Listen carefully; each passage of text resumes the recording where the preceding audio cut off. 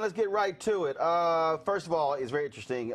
This book is called The Cooking Gene, A Journey Through African American Culinary History in the Old South. Of course, I just had about 20 family members in Virginia for Christmas holidays, and so I needed them black people to leave because it was way too much food being cooked. Yes. Because my dad was the lead chef for my grandmother's catering business, and then my brother's an executive chef, and so they were planning meals, and I mean literally. You talk about it. I was plus 9 pounds over the Christmas. I mean, it was just too much. I was like, y'all gotta leave. Y'all gotta leave. And it's Virginia folks, which means it's gonna be no. From Texas. Oh, that's even from worse. Texas, and then of course my maternal grandparents are from Louisiana, so so we had like how many gumbos were there? There were 2. So we had a 40-quart pot that we did Christmas Eve, and then we did a 16-quart pot on New Year's Eve. Can't deal. So it was just crazy. So let's talk about this here. Many folks saw you in the Skip Gates documentary, and so when did you begin this journey where you say, you know what, I want to document this. I want to put this thing in book form?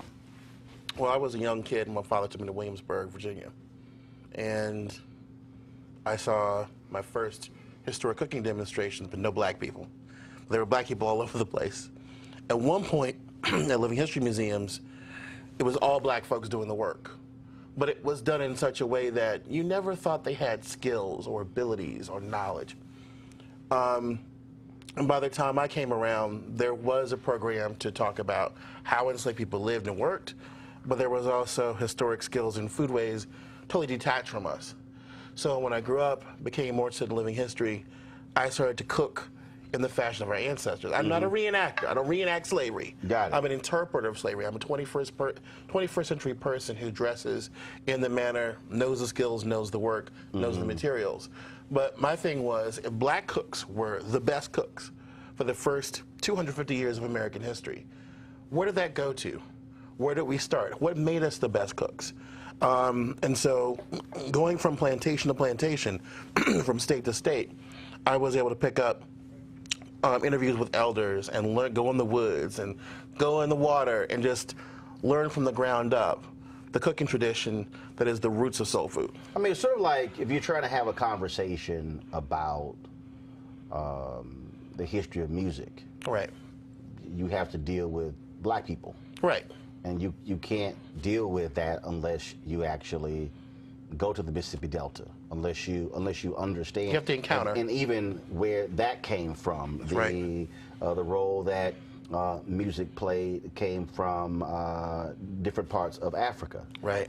And so, to me, it's basic. It's kind of basic that if you want to understand how this thing evolved, then you got to go to the foundation of it.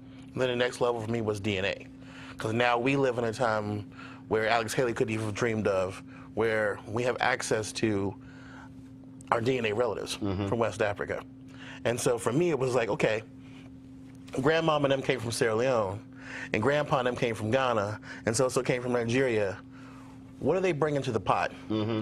What did they pass down that I received in my own kitchen? And how does that work for every other Black American, especially now that we're coming up on the 400th anniversary of our arrival in British North America? And when we talk about this idea of being the best cooks, it's interesting. The moment you said that, I thought about where we are now. That if you ask that question, well, when you have these conversations. And so it's Master Chef, it's Bobby Flay, it's Emerald, it's Paula Deen, it's Paula Deen, and you go. So you now all of a sudden you go through this whole marketing of food as if Black folks didn't exist. I mean, even when it was some show I was watching. Even when it's who's the best grill master and who makes the best barbecue. Don't look like us. Right. I mean, it is as if to me, it's sort of like having a conversation of music, and then you go, oh, it's the Beatles, it's Elvis. You go, hold on, y'all missing a few people. The TV makes it look like it's all about the Bubbas and not the brothers. And we are the root of barbecue. We're the root of barbecue culture. I get in trouble all the time for making these arguments because it's an alternative key to an alternative history. But that alternative history is the real history. That is where we come from. Food impacted every single aspect of every part of the African-American journey. From when your and mine ancestors were chosen to be exiled through war, to when they arrived, to how long they lived when they got here, to what they passed down health-wise to their children, their grandchildren, their grandchildren's grandchildren. Food impacted every part of the journey and still impacts every part of our identity today. Every part of our identity. Well, first, it's the one thing that if you have a get-together, it's amazing. You could have the greatest basement, the greatest party room. People are going to gravitate to the kitchen. That's right. I mean, the reality is again, as I said, all my family, they were planning the menus a month and 2 months out. And I'm like, because we're on a family group meeting, I'm going, what the hell y'all talking about? I'm like, y'all ain't here for 2 more months, dude. They were literally planning the menus out in advance. Because the hearth is the heart of the household. Going to West Africa, multiple times and going back in March, taking a group of Black chefs who had never been to the continent to go learn traditions of Benin and Togo, to learn how the spirituality and the health aspect, the healing aspect, goes alongside with the traditional cooking methods. And every time you go into the kitchens in the villages, the first place to take you to is the hearth. Why? Because that is where the earth goddess is, that's where the creator, earth goddess, meet. That's where your ancestors are buried, beneath the kitchen. And so all these parts of the different parts of our ancestry, our story, all fit together. We're connected to food in a way that other people just aren't. And ours just tastes better, quite frankly. And was that a result of being forced to be creative, not having everything at your disposal? Was it a matter of constant experimentation? Was it a matter of, what? All the above. We were already the kind of people who went, okay, I kind of like that over there. Let me borrow that. Let me make it my own. Let me blackify it. Let me do this. Let me take this. Okay, I don't have much of this. What can I substitute with it? How can I still make it taste good? I think one of the biggest misconceptions is soul food is what was thrown down to us, and that's not the way it works. Soul food is really what happens after slavery, after emancipation, after Reconstruction. But the roots of that cuisine are what happened when we, the enslaved the palate of the enslaver to the point where he and she doesn't know where they begin and we end, and vice versa. In other words, we Africanized the palate of this country, especially the American South. White Texans eat okra. White Texans eat black-eyed peas. Right. The Klan had to go to a black restaurant in North Carolina to get their catering for their big Klux meeting. What does that tell you? You know, Robert E. Lee said that the savior of the Confederacy was the black-eyed pea. His favorite meal was fried chicken and cornbread made by his mammy. Come on now. They can't live without us. They can't exist without us. But it's no, this story in this book is not about them.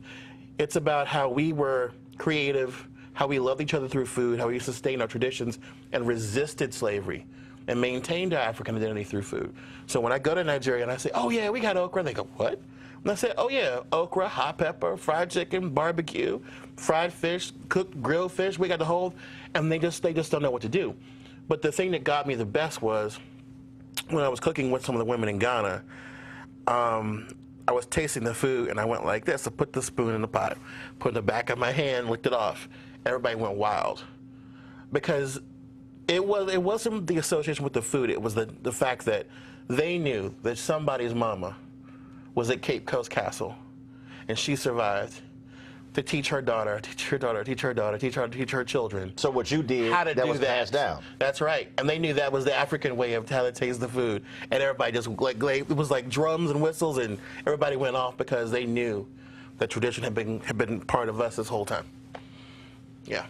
So the folks you missed, so the idea of tasting something and put it on the back of your hand. Yeah, if you saw your grandmother do that, your mother, you still do it. That is as African as you get. Yeah, that among many other things we did. You know, that grease pot we had in the kitchen, the chicken grease, the fish grease, and the bacon grease, everything. Basil by the front door. Saw basil all over West Africa by the front door of the kitchen or the household for good luck and for seasoning the food. I mean, all these little things that my grandmother from Alabama, my grandmother from Virginia taught me, and my grandfather from South Carolina taught me. I saw them, and I keep seeing them. And this is why it's so important for us to realize that also our cuisine is not a pathology. You know, we're taught all our lives, black English is bad English. Black music is the source of violence. Black dance is too sexual. You're this, everything in our culture is considered a pathology by outsiders, and then we absorb that respectability of politics. And we've had a lot of articles talking about soul food will kill you. Soul food is not junk food. Soul food is not fast food. Soul food, the real soul food, is food from the earth. It's plant-based with meat as celebration food, with the sweets and all the good stuff as signs that we love each other, but those were foods that were only available at certain times, seasonally, and proportionate to the family. So first of all, define soul food. So what is soul food? What are the specific meals or specific food groups? What would you call soul food? Hey, I would call it soul food. I even say soul food embraces Creole food. Because really, they're part of the same family. It's that cotton, tobacco, and sugar belt, you know, that was from the Chesapeake to Louisiana, from Texas to Florida, Missouri to Alabama. And it was shaped by enslaved people who were the cooks, who were the chefs, who were the caterers, who were the best. You know, James Hemings, you know, the best chef in America was a black man who was enslaved by Thomas Jefferson. And those DNA lines, he was his wife's half-brother. They were all connected. But he infused European food with African ingredients to create a gourmet Southern cuisine that everybody envied. And it wasn't just him. These professional cooks were sent to Europe, but the main thing was they were still drawing that African background. So over time, we had foods that were based on our gardens, foods that were based on fishing, foods based on gathering. We've lost a lot of that because we had to move for the sake of our lives in the Great Migration. People forget that. We were forced out from our secondary home because we had to make money, because we had to not get lynched, because we had to survive. And we lost a lot of our indigenous foods that were part of the soul food tradition. So now people think that soul food is just a meat and three. Candied yams, fried okra, greens with a lot of pork in them. Nothing could be further from the truth. Mac and cheese. Mac and cheese. Those are all really well and good celebration foods, fried chicken, but they're not the standard canon. The standard canon is actually beans and cornbread, sauteed greens, fresh, whatever fresh soup or stew you can get from the various parts of your garden. And yeah, there was pork in that pot, and but if you're working a 16-hour day, I've picked cotton 16 hours. Do that every single year to remind me why I'm grateful for where I live now and who I am now. But that work requires calories. But Well, that's it's just like I was reading it was a story several years ago. yeah, And they were talking about the evolution of breakfast. right. And they said what folks didn't understand was we were an industrial nation. Right. And so these men, they were largely men, would eat these massive breakfasts because they were going to work in plants. He Right. said, and then they wouldn't have their next meal until it was lunchtime, and that was 45 minutes or whatever.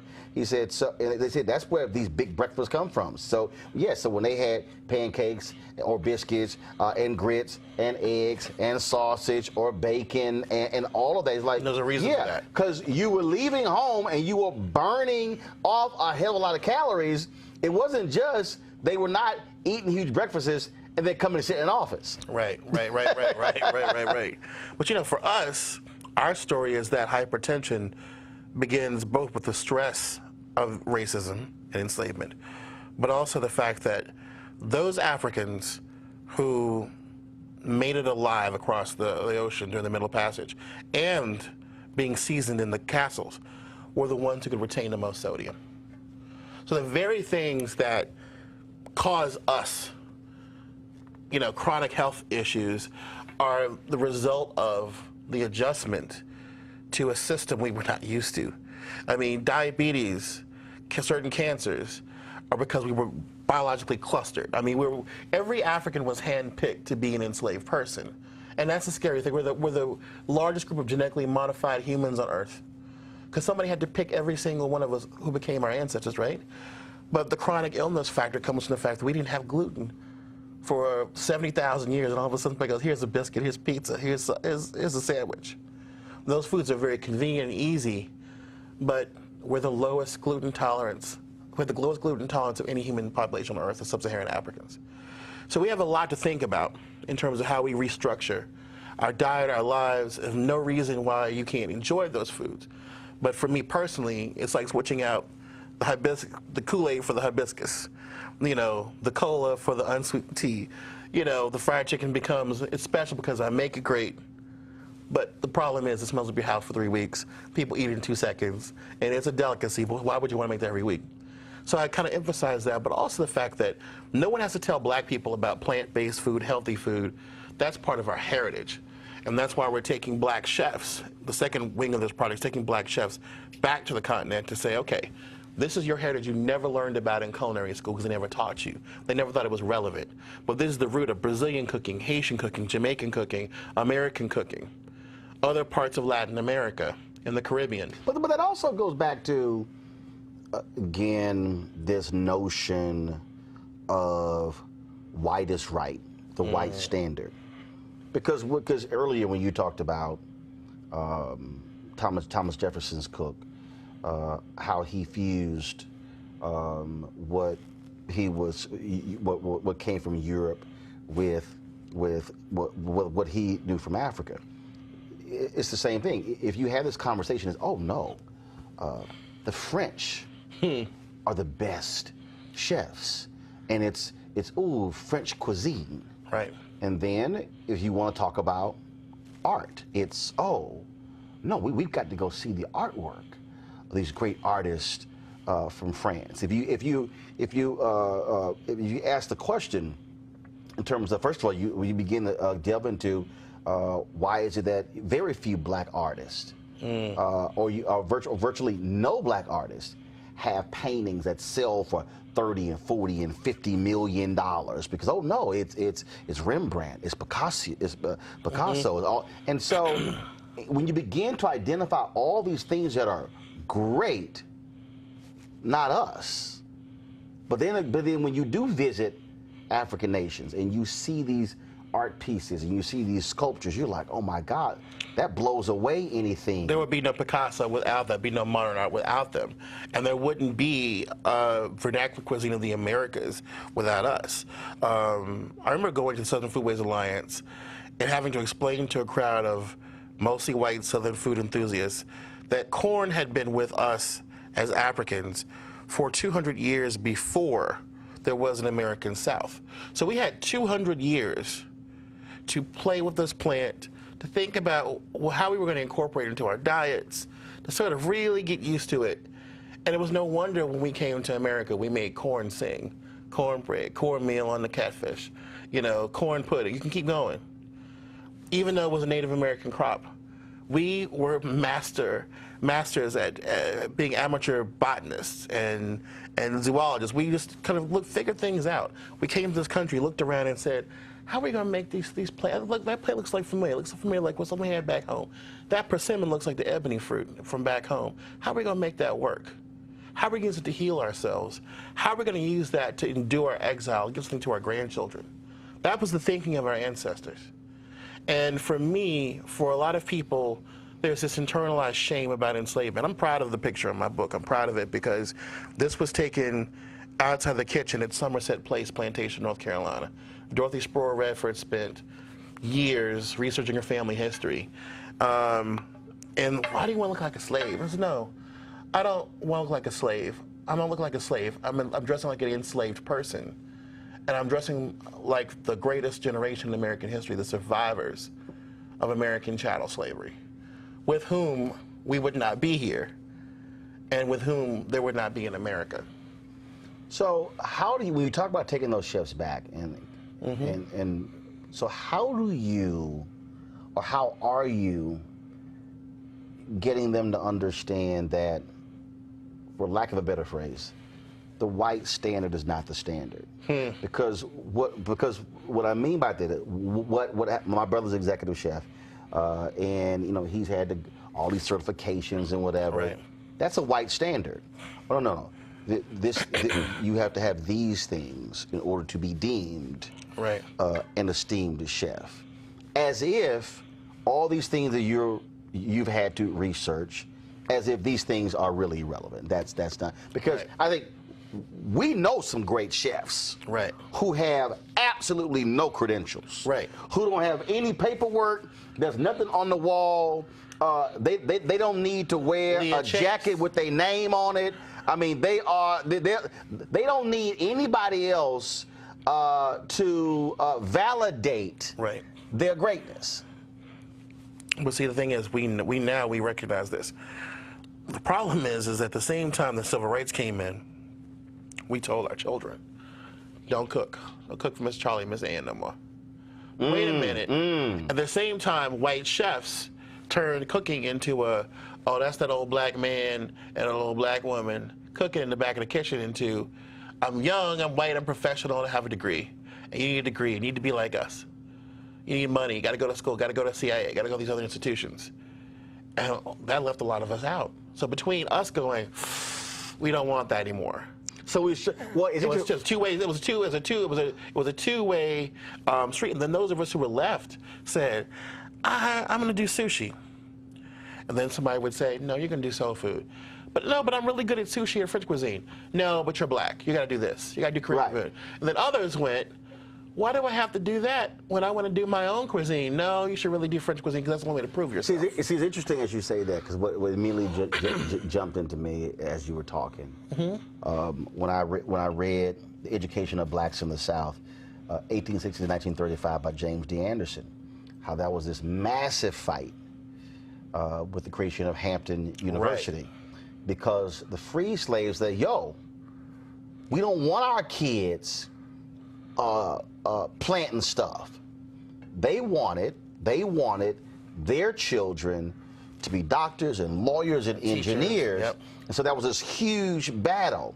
And then, but you had Armstrong, who was basically wanted black folks just to keep being focused on agriculture because white folks need it. His greatest student, Booker T. Washington, goes to Tuskegee. And so he's talking about that. And in Anderson's book, he lays out how these students at Tuskegee were essentially illiterate. They could build stuff, they could farm the land, but couldn't necessarily read and do math. And that was his battle. That was his battle for 30 years at Hampton, because they fought, don't want our kids just doing agriculture. So then when you made that particular point, oh, no, we don't want y'all cooking. So then you had black folks who, because this was all we could do, no, we want our kids to be doctors and lawyers and engineers. No, we don't want you doing all of that. And so it is as if we, in both instances, who were coming out of oppression, Right. and did not want the next generation Right. to do the very things that we did to get through. And as opposed to, it should have been, wait a minute, we can do both. Right. And then when they got passed over to other folks, they turned it into this art. And that's why they get to be on TV and do all this stuff. And that's how I came into the scene, talking about appropriation, talking about Paula Deen, talking about the fact that, you know, we're talking about Paula Deen and the N-word, when we really should be talking about why are you letting Paula Deen say my grandma invented hoe cake and get away with it on TV while you have shows on while she goes to her granddaddy's plantation with hundreds of enslaved people? Come on now. You know, what's the problem here? Why are we not able to engage with our history? But not only that, but, you know, understanding that it ain't about here. It's about our 70,000-year journey as people in West Africa before we even get here.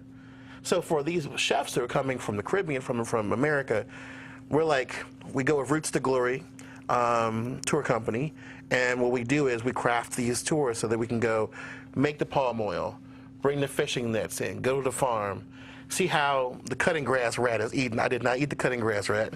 I wasn't ready for all that. But the bottom line First of all, somebody watching, what is a cutting grass rat? Cutting grass rat is a huge bush rodent that is very popular in West Africa. It looks like a possum and a beaver did something they shouldn't have.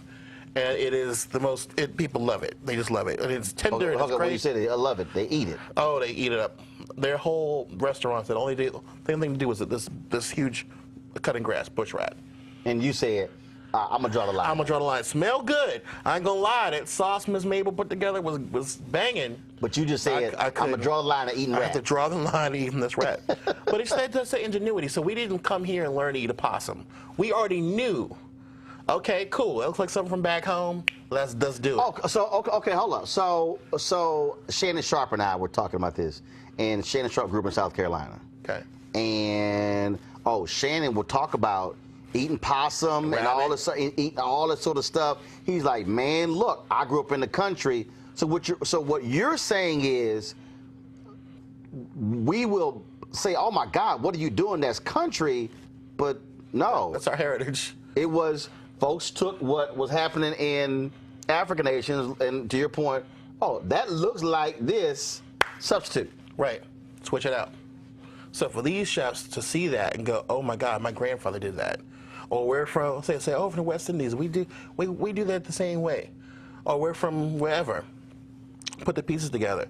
They want to know where they come from. I have one chef who is coming to Benin, who's worked with Native American chefs, like my friend Sean Sherman, who wants Native American communities to become better and healthier by eating indigenous food. We've worked with him for several years now. He's like, well, I got to come back to my home thing. I want to know how we do this on a level with African culture and African American culture. So with this, and again, I made that point earlier about white validation. Yes. With this, are you essentially trying to get this next generation of black chefs to come to the point of saying, stop being so focused on what they say you need in order to ascend to be a great chef. Focus on what we have always created, and then what comes out of that is a whole new culinary standard. Absolutely. I'm sorry. A new culinary standard that is actually old. Yes. You know, when I was in Senegal, we were sitting down to have okra stew with people in the hotel, the chefs at the hotel. And they were really hospitable. It was a big part of Senegalese culture. And my new cousin, Fantasy, said to me, you know, Michael, we are your new family, but we're your old family. And you're always welcome at our table. And that's the kind of thing that I want to engender in us. I mean, this book was not only hard work, but it became the first book by a black American to win Book of the Year, the James Beard Awards. You know, I was told when I started this project and started to market it to different publishers, America's not ready for you. You're not the American story. Literally, I mean, I'm quoting them. Your voice shouldn't be the lead voice talking about the South. What about so-and-so and so-and-so? And they were all white authors. So people resisted the idea of us taking our DNA, our family history, our food history, melding them together and saying, no, no, no, these are my credentials. Some clubs you can join in, others you got to be born in. And that's what I say. And I said that is until you go through this process, you can't tell me who I am. Now I know who I am. I know the names the clans people came from in the continent, what ethnic groups they were. I've been to the villages. I've had that moment of going from the castle on the coast of Ghana to the port at Yorktown where they arrived. And from now on, I want other black chefs of multiple generations to look at their food and go, you know what, we own this. We got this. And if we want to play with French cuisine and Japanese cuisine, great. If we want to meld them together, great. We want to end these diaspora wars and do Caribbean meets West African meets Brazilian, fantastic. Because that is our collective family heritage as black people in the Atlantic world. And at the end of the day, and just using your example about the big rat, was it cutting grass rat? Cutting grass. Cutting grass rat. At the end of the day, even though you didn't eat it, at the end of the day, you said, oh my God, that smelled great. Right. I ain't eating it, it smelled great. At the end of the day with food, how does it taste? I mean, you can say, look, I have one of my aunts, one of my mom's aunts. My mom actually baked cakes for 30 years. Wow. So she did wedding cakes, every kind of cake possible. The reason I don't like icing today because I had to taste all that icing when I was a kid. She's like, okay, taste this. Ah, damn, too bitter, too sweet, too. But I had one aunt, her cakes fell apart. You literally you couldn't cut a case. You had to get a damn spoon. Okay. It didn't look good. Right. It fell apart, but damn sure tasted good. At the end of the day, food is how does it taste? Right. That you can have all the degrees you want to, right. But if it don't taste good, that's right. End the conversation. Well, that's the answer to the appropriation conversation right there. Is that, yeah, you can make hot chicken. You're not going to make it well. You're not going to make it as good as. Right. You can call it that. You can call it that, but it's not the same thing. Nice try. And that's because we need the source code. Like I tell people on Twitter and at Kosher Soul, you need the source code. Black folks, we need to maintain and upkeep our source code, because without that source code, nobody has anything else. Which is why it's I think for people who don't cook, people go, but what did you put in it?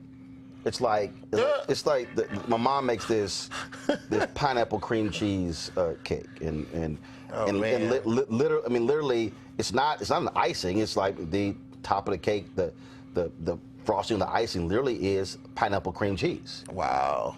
And dude, the cake is ridiculous. And my brother's tried to make it. He can't. He's executive chef.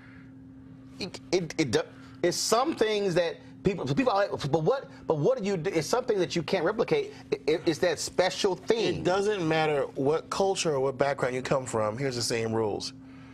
I give lectures on how to teach people how to do family recipes. But at the end of the lecture, I remind them something. You are not your mom and daddy. You will never be them. You are only you're half and half. And not even really that. Your children are not your parents or their grandparents or great-grandparents. They are little pieces of you. Their children are going to be little pieces of them. Same thing works with food. Yes, my grandmother was fantastic and my mother was the best. But I do things a little differently. Like, okay, cool. My people will do something a little bit different after I'm gone. Just like DNA. Food and DNA are one and the same. Each generation changes up a little bit. We can't be afraid of the fact that life is dynamic. Spirit is dynamic. It's not static. Just like food, it changes. So if the pineapple cream cheesecake doesn't stay the same in 3 generations, that's cool as long as it's still there. And that's the point I try to make people. First of all, because the new generation didn't taste the old one, so they ain't got nothing to compare it to. They don't know. They don't know. So you just keep your mouth shut. Right. And then it's all good. Right. It's all good. So let me ask you a question. So when you were, I was going through. You talked about picking cotton for 16. Yeah, with an iPod in my ear. Wow. You know why? Because this damn spirituals didn't work. They were too slow. So I turned on the folk music from Alan Lomax from the prisons in Texas and Louisiana. And you know what? I picked me some cotton. I learned, and I broke down. I had an emotional breakdown because I realized I'm here by myself alone in this huge field, endless, this blinding me with the light hitting the lint and the cotton. And I'm realizing something. I'm realizing this is why we created a music, a community, a religion around keeping each other awake and alive.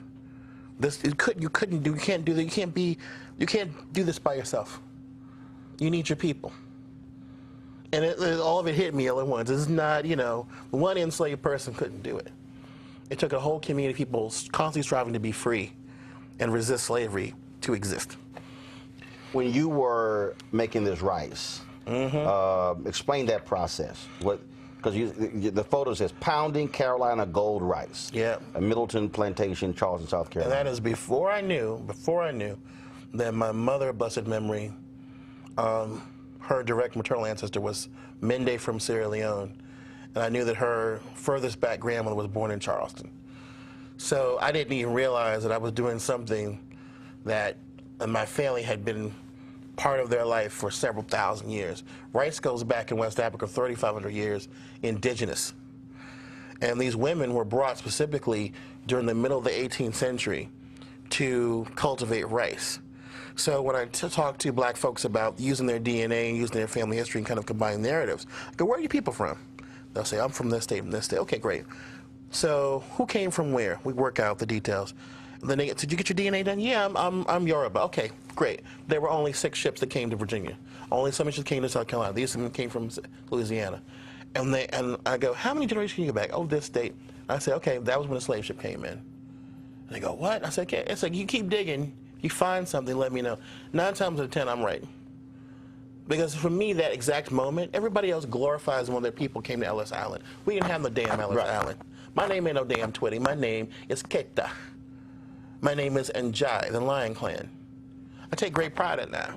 But that's because we have these scientific and cultural miracles going on that our ancestors never could have dreamed of. But when you pound that rice, you learn a couple things. Number one, these women had the strongest arms and upper body strength known to man. And then the second part is they would never break the rice, which is hard to do. When you broke the rice, you made an inferior product.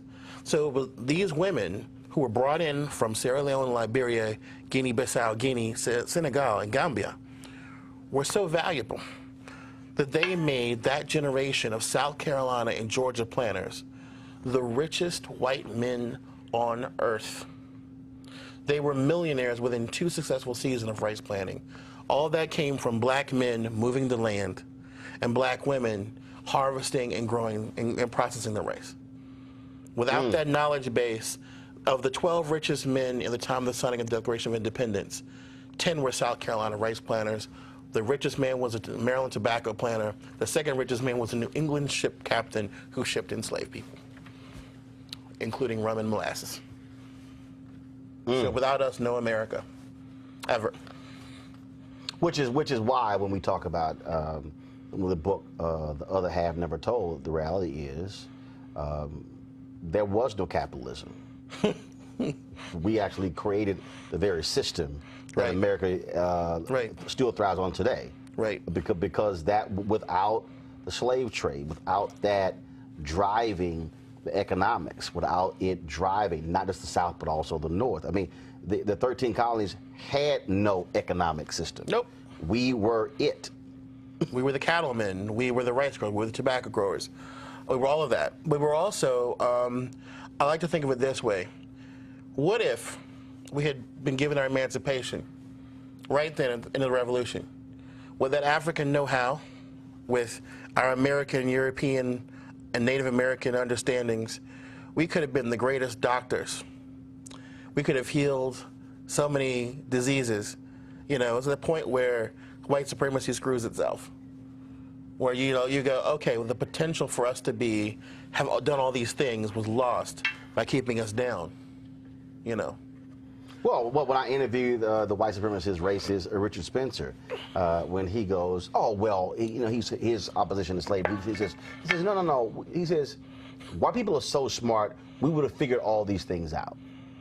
He said, we would have figured out how to pick cotton. We would have figured out all these different. He said we're so smart. We would have figured all these things out. Eli Whitney stole the idea from the enslaved people. But you didn't. But you didn't. I said, but you didn't. You searched the world for spices and didn't even use it in your own food. Come on now. Come on now. Let's rethink this process. No, it's, you know, for us, for me, it's like, let's go beyond the survival aspect and go into what of those things that your mother and grandmother and even your daddy did. Well, for me, it was, you know, every Southern black boy learns to barbecue from his daddy and granddaddy. What is that? What kind of emotions does that engender? I grew up hating soul food when I was a little kid because I grew up in the late 70s, early 80s when KFC was considered what? Women's liberation. Pizza Hut was the greatest thing in the world. McDonald's had playgrounds, right? So we didn't like that food at home that had the bones in it and the pieces of fat and all kinds of weird stuff. But then, you know, my grandparents, my mother took me in the kitchen. And my dad took me out and said, okay, let's go barbecue. I learned how to pick the greens and pick through them, learn the process and owning it. And our children, if they only had that process, could really soar with our food. I do have to ask you, you jumped out. What is it about black men and grilling and barbecuing? It's like it is it's like it's a rites of passage thing. Yep. Go to the continent. Cameroon, the first meal we had. Poulet brassé, barbecue chicken. Poisson brassé, grilled fish. Ghana, every single corner has a barbecue man. Nigeria, every single corner has a suya man. Take the little bit of meat, put red pepper on it, throw it on a stick, put it on the grill, take big slabs of ribs, things like that. With the sauce piment, the hot sauce all over it. Every country I've been to so far has a barbecue man on every single corner. And it's like, and hot sauce. And it's like, okay, I can't get over this. I tell people all the time, going to the continent will make you understand how black you are, but didn't know it. Right. You know, but it'll also teach you some of the fundamental differences, but also some things we lost, you know, because the cooking is not just cooking, right? You barbecue that animal. The process of slaughtering the animal is very, not all places, but in most places, very deep and like meaningful thing.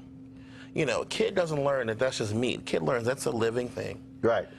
And that living thing has a spirit. And that you have to do this, you have to do it a certain way, or else it's gonna be bad. Bad energy, bad food, bad everything. So for me, it was like, every time I go, I pick up a little bit new part of the puzzle. And hopefully when we go to Benin, we're going to be, I should probably say this, we're doing a GoFundMe because we're bringing our first cinematographer with us. So we're able to document what the chefs see. And so you didn't do all the stuff? You haven't been shooting this? We haven't been shooting anything. So are you serious? Yes. Yes. We've been looking for black folks with cameras who have the talent, who were able to do this. Wow. 'Cause, I mean, that's the point. I mean, surely I was like, oh, I know y'all got all kind of stuff. Because I mean, we are just starting that process. We're just starting that process. We at least just going to strap a GoPro to your head and then just wherever you look, just recording it. I mean, I was like, oh man, I know you got hours and hundreds of hours of stuff. Wow. So when I talked about how do we not turn this page, but how do we sort of go back to the future? Right. Somebody's watching right now. They haven't been to these various countries. They haven't been to different continents. But they may now realize, you know what? I should stop running away from what is ours. So what do you tell them where to start? How to start? I'm going to tell you something very special to me. When I was a freshman at Howard University, I met an extremely important playwright and writer, August Wilson. Mm-hmm. August Wilson was a really nice man. He was very congenial. And I asked the first question of this thing, this big to do. And then later that night, I brought my little books together, my plays. I came to see him in line out the door. He pulled me. I said, "You the young man asked me that question." And I said, "Yes, sir." So pulled me aside. We talked for like 10 minutes. I knew I was, taking up his time. And August Wilson said to me, I said to him, sir, what do I need to do to be a great writer? What do I need to do? He said, looked me dead in the face. He says, I want you to go back to the South and find Africa through your grandmother. Okay. Big hug, sign my books. Enjoy, August Wilson. Never saw the man again in his life. He said, go back to the South and find Africa through your grandmother. We have to begin to remember that our stories, our parents' stories, our grandparents' stories are the first to be rescued, and our children to recognize that their life and their times are just as valuable. We forget that we forget our own narrative. Right. To start to record them. We need to sit down with our parents and go, Mom and Daddy, how did you meet? Where do we come from? What do you know? Talk to anybody who, they don't have to be just grandparents, collateral relatives. Go through that process. At least get there. Go to your family's home place. Don't just go there for a homegoing or a homecoming. Go there and spend a week. Go to the cemetery. Go to the church. Go to the land. Find out where your people were enslaved or where they own land. Sit there and meditate. Get your DNA done. I'm not going to go into that whole wasp nest of should we or should we not. Now you know where I fit on this puzzle.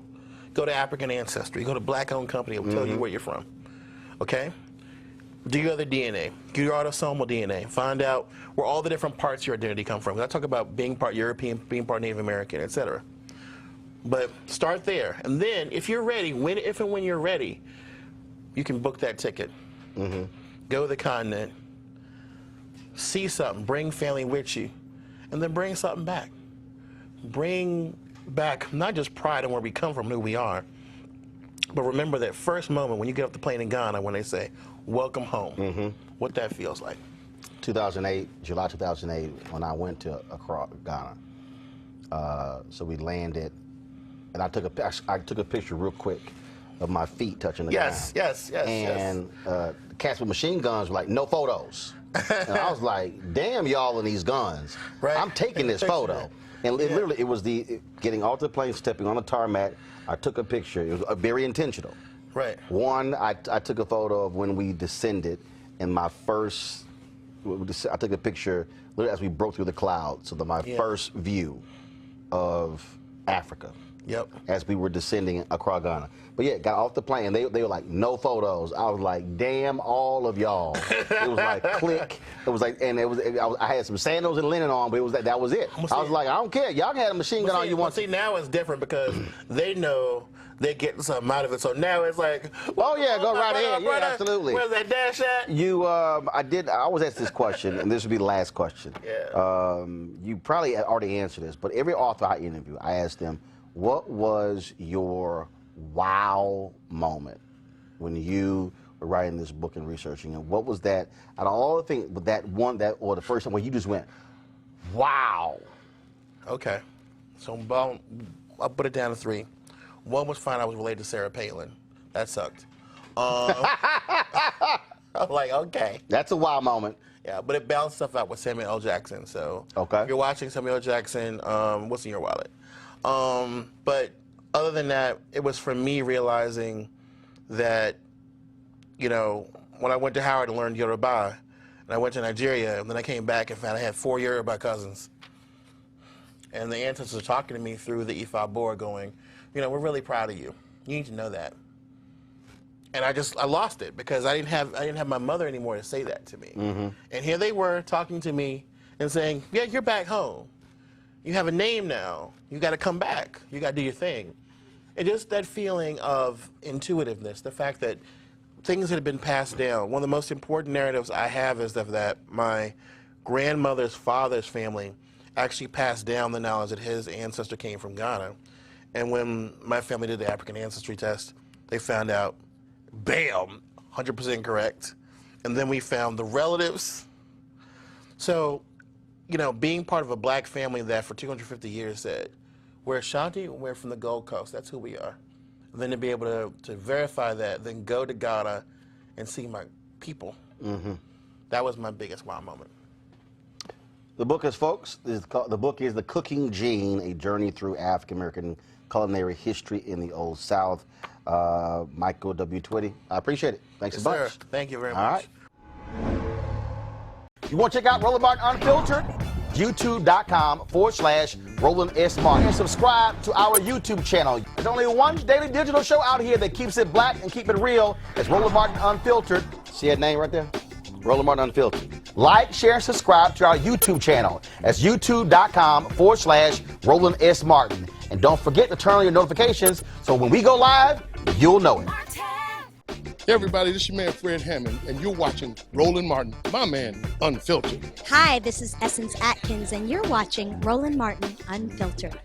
Hey yo, Peace World, what's going on? It's the Love King of R&B, Raheem Devon, and you're watching Roland Martin Unfiltered. Hi, my name is Brescia Webb, and you're watching Roland Martin Unfiltered. Ow. Well, I like a nice filter usually, but we can be unfiltered. What's going on? This is Tobias Trevelyan. And if you're ready, you are listening to and you are watching Roland Martin Unfiltered. What's up? I'm Lance Gross, and you're watching Roland Martin Unfiltered. Hi, this is Cheryl Lee Ralph, and you are watching Roland Martin Unfiltered. I mean, could it be any other way? Really? It's Roland Martin.